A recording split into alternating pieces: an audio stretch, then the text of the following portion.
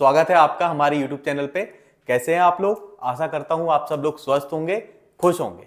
अब हम अपने अगले टॉपिक की तरफ बढ़ते हैं, एंशिएंट हिस्ट्री के, जो हमने पास्ट में किया हुआ था। तो हमने 3 पार्ट तो कर लिए थे, ये हमारा पार्ट है 4th। ठीक है, यानी हम आगे चलते हैं। तो अब इसमें देखते हैं, हमने लास्ट पार्ट में आपको थोड़ा रिवाइज करवा दूं, हमने किया था कि इंडस वैली सिविलाइजेशन का डाउनफॉल यानी कि खत्म कैसे हुआ था। तो आपको मैंने बताया था कि इसके पीछे 3 सबसे मेन इंपॉर्टेंट रीजन थे और मैंने आपको वो बताए थे। आपके थ्योरीज और सारी हैं पर वो आपके मतलब की नहीं है। अब आपको यहाँ यूपीएससी या सीडीएस के लिए तो प्रिपेयर करना नहीं है, तो इसलिए ये आपका मोर देन सफिशिएंट है जो मैं करा रहा हूं। समझ में आया? चलो अब हम देखते हैं कि एंशिएंट हिस्ट्री में जब आपका इंडस वैली सिविलाइजेशन खत्म हुआ, तो ऐसा तो है नहीं कि कुछ और स्टार्ट ना हुआ हो। तो आपका इंडस वैली सिविलाइजेशन आपका खत्म कब हुआ? 1750 में। समझ में आया? अब मैंने आपको बताया कि इन रीजंस की वजह से खत्म हुआ। अब आप एक चीज देखोगे, मैं आपको एक टर्म बताना चाहूंगा जो हम इस पूरे लेक्चर में यूज करेंगे। ये मान के चलिए आपका क्या है, गंगा रिवर है सपोज, और ये आपकी क्या है, यमुना रिवर है। तो इनके बीच का जो एरिया होता है ना, ये अब यहां पानी तो होगा नहीं, यहां क्या होगी, आपकी फर्टाइल लैंड होगी। होती है कि नहीं होती है? तो इन्हें हम कहते हैं, 2 रिवर के बीच के एरिया को दोआब। क्या? 2 आब। जैसे पंजाब 5 नदियों के बीच का लैंड था, तो 5 नदियां थी तो पंजाब, पर यहां नदियां कितनी है? 2, तो 2 आब। समझ में आया?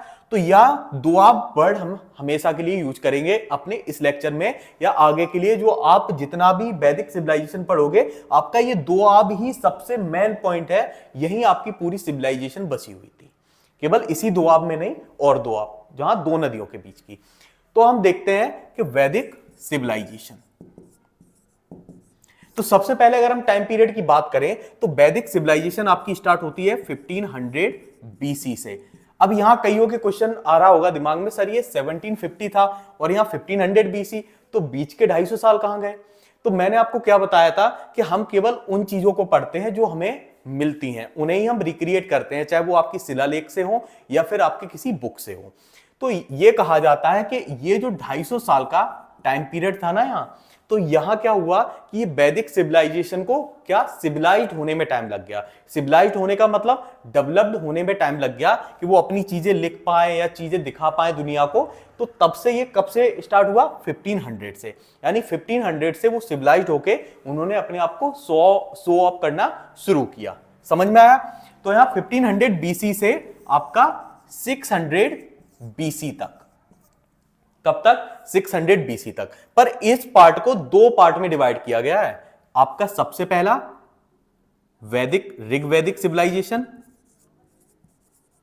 तो अब ऋग्वैदिक सिविलाइजेशन क्या था आपका कि 1500 बीसी से आपका 1000 बीसी, और देन इसके बाद आपका लेटर वैदिक एज। अब लेटर वैदिक एज आपको दिख रहा होगा 1000 से 600 बीसी। अब यहां आपको यह कंफ्यूजन आ रहा होगा कि सर इसका नाम ऋग्वैदिक एज क्यों पड़ा और इसका लेटर वैदिक एज क्यों पड़ा? तो कई सारे आपको टीचर्स या कई सारे दूसरे सोर्सेज जो आपको क्या बताते हैं कि क्योंकि इस टाइम पीरियड में ऋग्वेद लिखा गया था इसके बीच में, और इस टाइम पीरियड में ये वेद लिखे गए थे।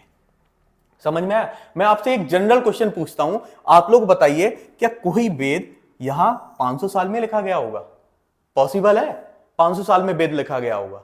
नहीं ना, क्योंकि इस टाइम पीरियड के बारे में जो 1500 से और 1000 बीसी के बीच का टाइम पीरियड है, हमें किसी और सोर्स से पता नहीं लगता, केवल एक ही सोर्स से पता लगता है, आपके ऋग्वेद से, कि उस टाइम की सोसाइटी कैसी थी, उस टाइम की आपकी पॉलिटी कैसी थी, उस टाइम की इकोनॉमी कैसी थी। ये सारी चीजें स्टडी करने वाली हमें केवल कहां से मिलती हैं? आपके ऋग्वेद से। इसलिए हमने इसका नाम दिया क्या? ऋग्वैदिक एज। और सेम चीज अगर हम यहां वो करें, तो बाकी के आपके जो 3 वेद हैं इस टाइम पीरियड का, हमें उनसे पता चलता है। तो इसीलिए इसे कहा गया लेटर वैदिक एज। यहां समझ में आया? चलिए अब हम आगे देखते हैं कि जो आपकी ऋग्वैदिक एज थी उसका या पूरे वैदिक एज का समझते हैं कि टाइम क्या था और कैसे इसमें सोसाइटी वगैरह आपके डेवलप हुए। तो सबसे पहले अगर ऋग्वैदिक एज की बात करें हम या पूरे वैदिक एज की बात करें, तो ये आपका क्या था? यहां पितृसत्तात्मक आपकी सिविलाइजेशन थी। अब पितृसत्तात्मक सिविलाइजेशन क्या होती है? जैसे आप दो चीजें देखते हो, आपकी फैमिली है, ठीक है, उसमें सबसे पहले कौन होती है? मदर, और फिर फादर।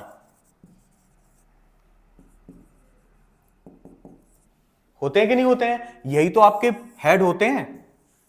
तो अब आपका पितृसत्तात्मक का मतलब है कि आपके फादर हेड हों, यानी कि उनकी ही सारी बातें मानी जाएं। और आपका यहां मातृ सत्तात्मक क्या होता है? जहां आपकी मदर हेड हो। अब हालांकि अभी जो करंट सिचुएशन चल रही है वो कंपाउंड चल रही है कि आज की करंट सिचुएशन में कुछ पार्ट में आपकी मदर हेड होती हैं और कुछ पार्ट में आपके फादर हेड होते हैं। पर आप अगर इंडस वैली सिविलाइजेशन में देखोगे तो इंडस वैली सिविलाइजेशन में आपकी मदर हेड थी, इसलिए मात्र सत्तात्मक वहां सत्ता थी। और आपने देखा होगा कि मदर गॉडेस की पूजा भी होती थी। और यहां आपका ऋग्वैदिक एज में क्या था कि फादर उसके हेड थे। समझ में आया? इसके बाद अगर हम बात करें, आपने आज के टाइम पे या आपने पुराने टाइम पे कहानियां सुनी होंगी राजा रानियों की, तो आपको यहां बताऊं कि यहां क्या होता था कि छोटे छोटे गांव होते थे। सबसे पहले तो उस गांव में क्या होते थे? छोटे छोटे परिवार होते थे, तो उन्हें हम कहते थे कुलप। कुलप किसे? फैमिलीज को। और फिर उस कुलप का क्या होता था? एक कई सारे कुलपों को मिला के एक ग्राम बनता था, जिसे क्या कहते थे? ग्राम। जैसे करंट लैंग्वेज में आप गांव कहते हो ना, ऐसे। और जो गांव का हेड होता था उसे क्या कहते थे? ग्रामीणी।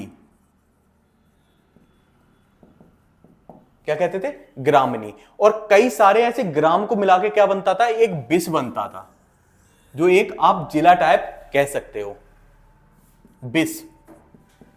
और कई सारे बिसों को मिला के एक बनता था कबीला। क्या? कबीला। और इसी कबीले का हेड होता था आपका कौन? राजन या गोप। समझ में आया? अब हम देखते हैं कि इन राजन और गोप का काम क्या होता था। ये दोनों एक ही वर्ड हैं, आपके राजा को ही राजन कहा जाता था और गोप कहा जाता था। मतलब आप कुछ भी कह लो, ये सिनोनिम्स है एक दूसरे के। पर इसका वर्क क्या होता था वो आओ अभी हम देखते हैं। आप देखते हैं कि राजन का वर्क क्या होता था, तो यहां हम लिखते हैं राजन।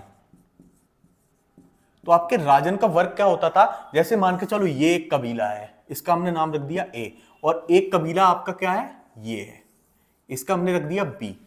तो आप देख रहे हो कि इनका जो कुछ पार्ट होता है, आप किसी भी उस पर देख लीजिए, आप करंट की चाहे स्टेट के एग्जांपल से देख लीजिए या कंट्रीज के एग्जांपल से देख लीजिए, इनका कुछ ना कुछ पार्ट एक दूसरे से टच होता ही था। ठीक है, आपकी कोई भी जमीन खाली नहीं रह सकती, उस पर कोई ना कोई आपका अधिकार करेगा ही करेगा। तो जो इनकी जमीन होती थी तो उसको लेके इनमें आपस में लड़ाई होती थी। कैसे लड़ाई होती थी? मान के चलिए कि कुछ यहाँ के आपके क्या है, कैटल्स वगैरह हैं, यहाँ चले गए, या यहाँ के कैटल्स यहाँ आ गए, तो वो एक दूसरे पे हमला कर देते थे। आपने कई सारी पुरानी मूवीज में देखा भी होगा कि नहीं वो हमारे गांव में नहीं आएंगे, उनका बच्चा तक हमारे गांव में नहीं आएगा। तो इस तरीके से क्या होता था कि पूरे फिर क्या करते थे कि यहाँ कबीले के कबीले लड़ते थे, तो काफी ज्यादा नुकसान होता था। तो इन कबीलों ने एक क्या किया, एक सिस्टम बैठाया कि इनकी, आपको पता है क्या होता था, इन्हें हेड कौन करता था? एक सभा होती थी जिसे हम पंचायत कहते थे, जिसमें पंच होते थे। तो अब इन्होंने एक डिसाइड किया कि तुम अपने यहां का यानी कबीले बी का सबसे स्ट्रॉन्गेस्ट मैन और कबीला ए का स्ट्रॉन्गेस्ट मैन, यानी तुम अपने कबीले का सबसे ताकतवर इंसान लेके आओ, मैं अपने कबीले का सबसे ताकतवर इंसान लेके आता हूं, दोनों लड़ेंगे और जो जीतेगा उसका ही कबीला जीतेगा और उसकी ही बात मानी जाएगी। मींस अगर इस लैंड पे डिस्प्यूट है कि ये लैंड किसकी है, तो हम सब लोग नहीं लड़ेंगे, आपका एक आदमी लड़ेगा जो सबसे ताकतवर होगा, हमारा एक आदमी लड़ेगा जो सबसे ताकतवर होगा, और जो जीतेगा उसकी ही बात मानी जाएगी। समझ में आया? तो ये जो स्ट्रॉन्गेस्ट मैन था इसे ही कहा गया राजन या राजा। समझ में आया? तो राजा का काम क्या था? केवल और केवल लड़ाई करना। अब राजा ने अपनी पावर्स कैसे बढ़ाई देखते हैं।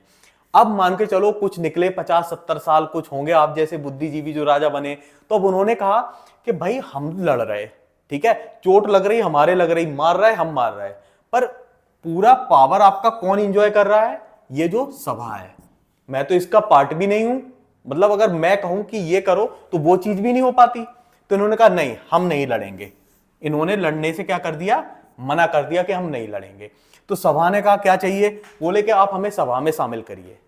ठीक है, इन्हें सभा में शामिल कर दिया गया। अब ये भी क्या बन गए, सभा के मेंबर। समझ में आया, ये मेंबर बन गए।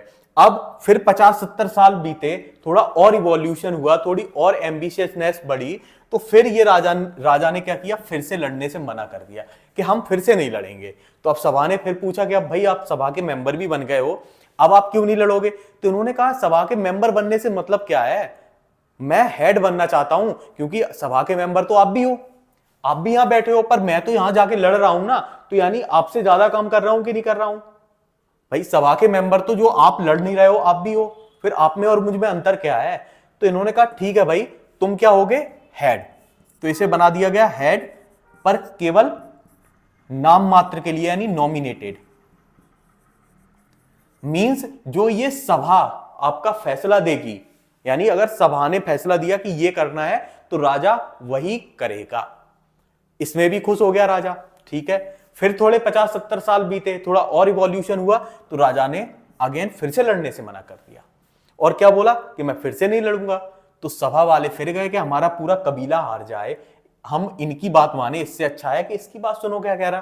तो इसने कहा देखो ऐसा नहीं होगा, आप लोग जो कह रहा है वही काम मुझे करना पड़ रहा, फिर मेरे होने ना होने का मतलब क्या है? तो इन्होंने कहा क्या चाहिए आपको?